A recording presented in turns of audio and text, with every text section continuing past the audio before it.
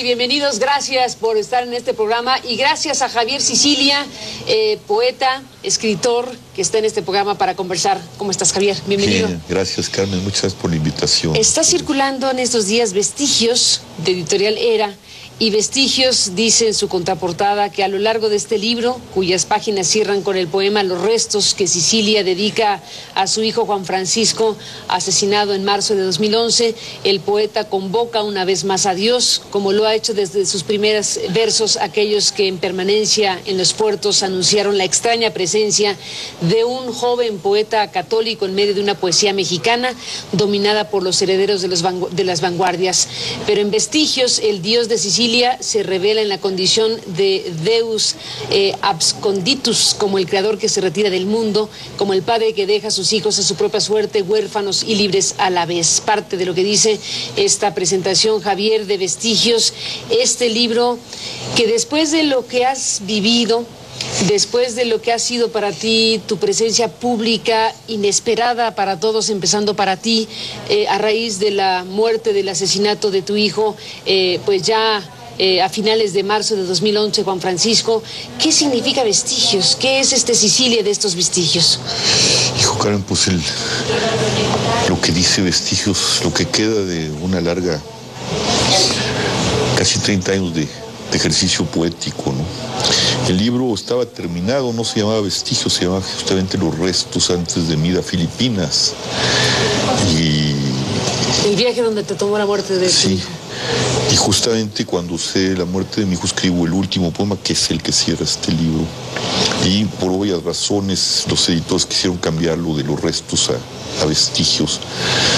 Y es el cierre de mi vida, de mi obra poética, como lo dije, como se lo digo en el poema final a mi hijo. ¿Estás cumpliendo lo que dijiste? Sí.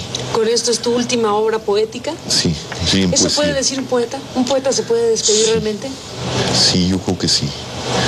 Mira, híjole, es un tema complejo. A mí siempre me llamó mucho la atención la frase de Adorno: después de Auschwitz no se puede volver a escribir poesía. Es una sentencia fuerte, ¿no? Y la muerte de un hijo y lo que está viviendo este país, que ha estado viviendo en los últimos años y continúa, es Auschwitz. Cuando tenemos despedazados, mutilados, gente que no aparece, trata de personas, es Auschwitz. No es un asunto de cantidad, es un asunto de intensidad, de desprecio, de fabricación de cadáveres, de desprecio por lo humano. A mí me toca en carne propia esto, y las palabras de Adorno las entiendo. No alcanza una lengua tan degradada. Y no es, Javier, precisamente para eso la poesía. Y no es precisamente para eso que sirve la poesía, si es que sirve en términos utilitarios. Mira, yo creo que para ciertos poetas sí, pero yo creo que hay espacios. Yo me comparo con un poeta que trata de responder al desafío de Adorno, como es Paul Celan, y su poesía es un estertor, es la oscuridad, trata de refundar sentidos y no puede. Creo que la poesía ya no logra. La poesía, que es la sustancia de la sustancia del sentido, queda mutilada, porque el sentido se quedó del otro lado. Cuando vivimos esta barbarie, el sentido queda del otro lado. Y para un poeta como yo, el silencio es la mejor prueba. A veces en una sociedad demasiado habladora como la nuestra, que habla demasiado, se cree que el silencio es negativo, y el silencio es la contraparte de la palabra. No es ¿Abandonas la sustancia de la sustancia que es la poesía, o haces otro tipo de poesía a través del silencio? Estoy en el otro lado, el reverso de la palabra, ¿no? La palabra nace del silencio y concluye en el silencio, ¿no? Y hay cosas que ya no se pueden decir y quedan del otro lado, en el silencio, que es un decir de lo inefable, podríamos decir. Es complejo, son temas muy complejos, pero ese decir está diciendo algo, ¿no? Es casi una protesta, es un decir.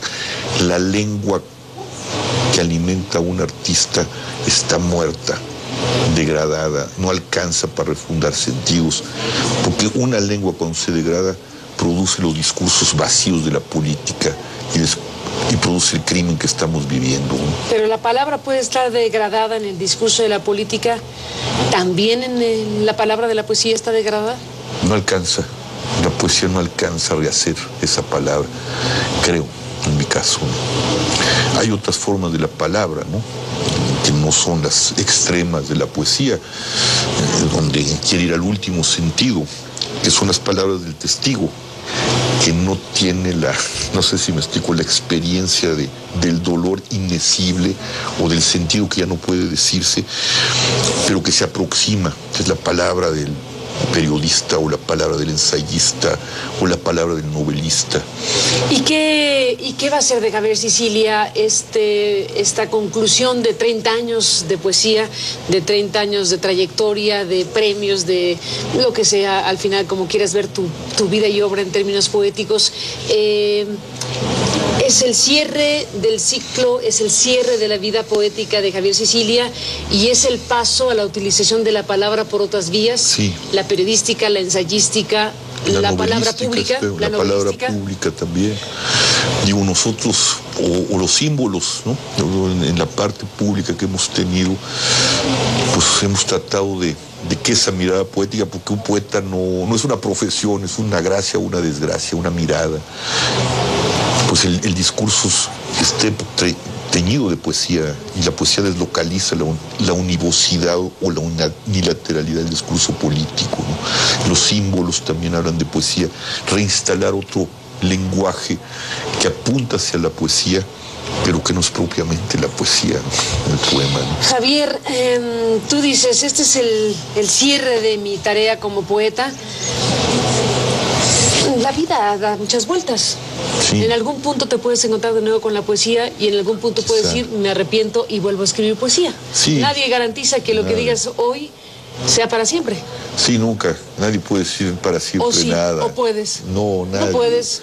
Solo el mundo moderno, los que venden seguros creen que pueden controlar el futuro. ¿Y los poetas pueden decir hasta aquí? Sí. ¿Hasta aquí por ahora? Exactamente. Para siempre, en el sentido lato de la palabra, es por ahora. No hay nada uno no puede controlar el futuro. Hasta aquí por ahora. Por ahora. Sí.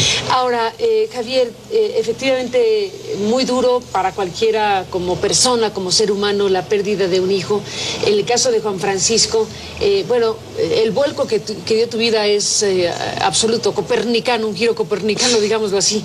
Pero para efectos de tu presencia pública, de lo que fue sucediendo en el camino, tú como una persona que tuvo la solidaridad de medios de comunicación, tú siendo una figura pública por tu tarea en proceso, por tu tarea en otros espacios de comunicación, digámoslo así, concitaste una solidaridad y muy pronto se generó este movimiento por la paz con justicia y dignidad. No es que tú seas el dirigente, porque ¿quién puede dirigir una cosa así? Tú fuiste un cohesionador, sí, una figura en donde otras tantas víctimas en el país dijeron, por ahí podemos irnos juntos. Y organizaciones. Y a partir de ahí se dio una organización nacional que logró y que hizo muchas cosas. En este momento, Javier Sicilia, de tu vida, de ese proceso que, pues involucró incluso hasta al Congreso, a las leyes, al presidente de la República, en fin, ¿qué balance haces? Después de la pausa, dime en dónde estamos parados y si esa mirada oscura de decir hasta aquí porque la palabra poética no me alcanza para hablar de lo que citas de Teodoro Adorno, del Auschwitz, de lo que tú encuentras equivalente al Auschwitz. Bueno, ¿qué sucedió y dónde quedamos parados después de toda esa movilización, marchas, manifestaciones, encuentros en el Alcázar de Chapultepec, todo un conjunto de cosas en relativamente corto tiempo? Volvemos después de la pausa.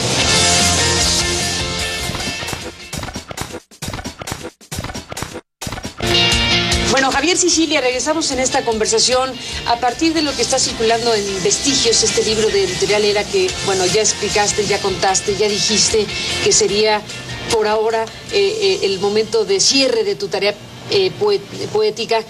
Yo te decía, tu presencia pública en todos estos 2 años, al final de la cuenta, ha significado muchas cosas. Si tuvieras que decir, como te pido que lo hagas, ¿en dónde estás parado? ¿Qué significó todo esto? Para ti, para las víctimas, para México. Pues pues la dignidad, ¿no? La dignidad, la reestructuración de la dignidad de esa porción de este país negada, que son las víctimas, ¿no? Las víctimas tuvieron voz, ¿no? Cuando yo siempre dije, el poeta es la voz de la tribu, la decía en ese sentido, ¿no? Yo abrí, pero las voces fueron las de las víctimas, ¿no? Contaron sus historias, se empoderaron, ya no las pueden ignorar, ya no las pueden criminalizar, ya no las pueden callar, ahí están, y están en la conciencia de la nación. Y la ley de víctimas que redignifica.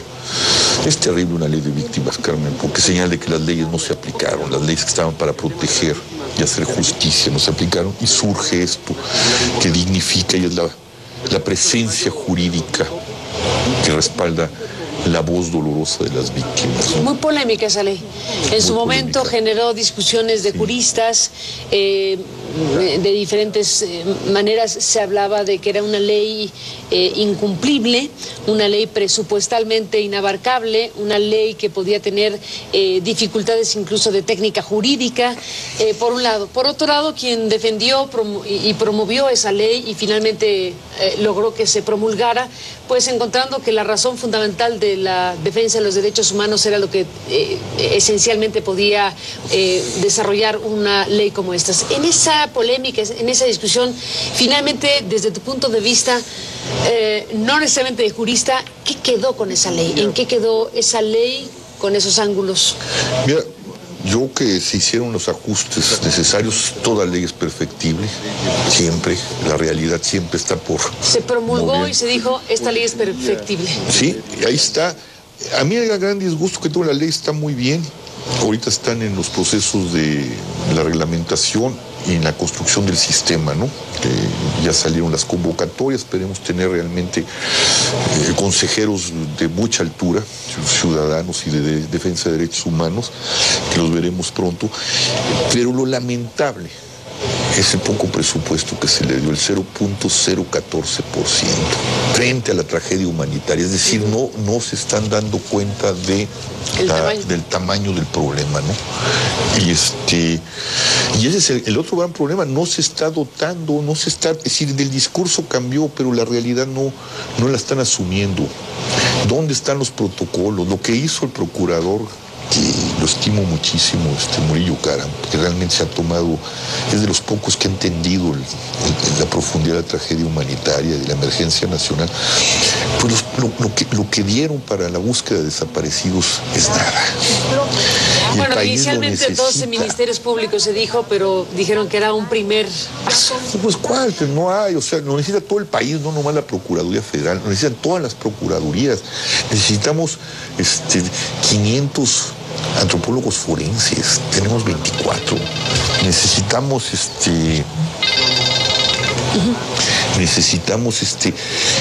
dotación de laboratorios de ADN que estén perfectamente relacionados unos con otros. Necesitamos mucho dinero ahí. Y no lo están invirtiendo y prefieren condonar una deuda al Televisa y a otras organizaciones de 3,000 millones de pesos cuando el país no está para eso. Digo, en otras condiciones estoy de acuerdo. Cuando las víctimas no tienen, cuando no hay protocolos para buscar a 30,000 personas de este país, eso es vergonzoso, ¿no? Entonces, si hay un cambio de discurso, si visibilizamos a las víctimas, si están ponderadas las víctimas, ya no las van a poder callar, pero no están asumiendo la realidad con todo el peso de lo que esta tragedia significa, ¿no? Ese es el gran tema, ¿no? Mencionaste protocolos, bancos de información genética, etcétera, en este caso aludiendo desde luego a uno de los grandes ángulos de las víctimas en México, que son los desaparecidos. Sí. Y las desaparecidas, dijiste 30,000, bueno, en el orden todavía no sabemos. En el orden de es que hay una lista enorme que se confeccionó, que están depurando, pero bueno, 30,000 o 25,000 es una cifra enorme. Ninguna democracia depurada, lo que quieras, pero es una cifra que es tremenda. es una tragedia humanitaria. Un Estado que se respete y una democracia que se respete no puede decir que no sabe dónde hay 25 o 20 mil o 30 mil de sus ciudadanos, ni vivos ni muertos. Eso realmente es criminal, ¿no? Es una deuda que tiene el Estado todavía. Desde luego, con la sociedad. En las caravanas, en las marchas, en los recorridos incluso por Estados Unidos en los que estuviste junto con otras víctimas, allá y acá, digámoslo así, porque la conexión es absoluta entre lo que puede estar pasando acá y lo que puede estar pasando en los Estados Unidos, sobre todo con el tema de los desaparecidos y el tema de los migrantes. En el camino algunos casos fueron resolviéndose, algunos asuntos. Por ejemplo, tu caso, que se convirtió en un caso emblemático, tuvo una resolución judicial. Sí. Dolorosa, dificilísima, pero una resolución judicial. Por tratarse de Sicilia, y finalmente lo que concitó la actuación de las autoridades en esa materia. De los N número de casos que pudiste oír y directamente conocer, ¿cuántos se fueron encontrando salidas? Muy pocos. En 2 años, donde tuvimos y se tiene una buena relación que se estableció, que eso y se lo dijimos ya su procuradora Lía, que ya la fue a visitar, ese modelo, donde desde el principio trabajamos víctimas con el procurador y los ministerios públicos. Fue muy difícil al principio, pero después se empezó a trabajar muy bien juntos, víctimas y ministerios públicos. ¿Como coadyuvantes? Como coadyuvantes. Y apenas después de 2 años empezamos a tener,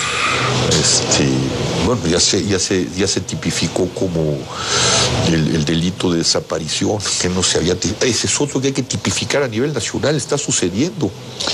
Y empieza a haber ya resultados terribles, porque cuando hablo de Auschwitz hablo de cosas en sentido, solo los nazis y los soviéticos en un momento dado hicieron, y nosotros ahorita los criminales de acá, algo impensable, borrar las huellas del paso de un ser humano por la tierra, ¿no? Cuando somos crematorios, y aquí con el ácido, con el disolviendo cadáveres, es inaudito. Entonces sí tenemos, se han aprendido mucha gente, se han encontrado fragmentos de las madres no quieren aceptar, eso es muy doloroso. O las confesiones terribles de estos canallas, ¿no? en Monterrey. Creo que ese modelo ha funcionado. Y las consecuencias son dolorosas. ¿Por qué? Porque además no se está tipificando. Si realmente se tipificara el delito y hubiera protocolos de atención inmediata, desaparece alguien y vamos a buscarlo. No, se deja pasar y entonces ya no los encontramos. Y si los encontramos muertos. De los que podemos encontrar todavía falta ver las cosas clandestinas y la trata de personas. Habrá muchos y muchas que quién sabe en qué niveles de esclavitud y quién sabe dónde están. No podemos permitir. Aquí sí Videgaray tiene una responsabilidad y el gobierno tiene una responsabilidad. La mayor prioridad del presupuesto tiene que ir a este asunto. En la distribución del presupuesto. Absolutamente. ¿Cuáles son las prioridades nacionales? Esta es una prioridad nacional, porque es la vida humana. En este caso, a la ley de víctimas se le asignó 0.14. 0.014. 0.014. Nada. A la ley de víctimas. Y falta todo. Y falta todo lo demás. Entonces, yo sí les digo, ¿cuál es la prioridad? ¿Van a seguir tratándonos como un rastro a los seres humanos aquí? Javier, como un rastro. Déjame hacer una pausa y regresamos.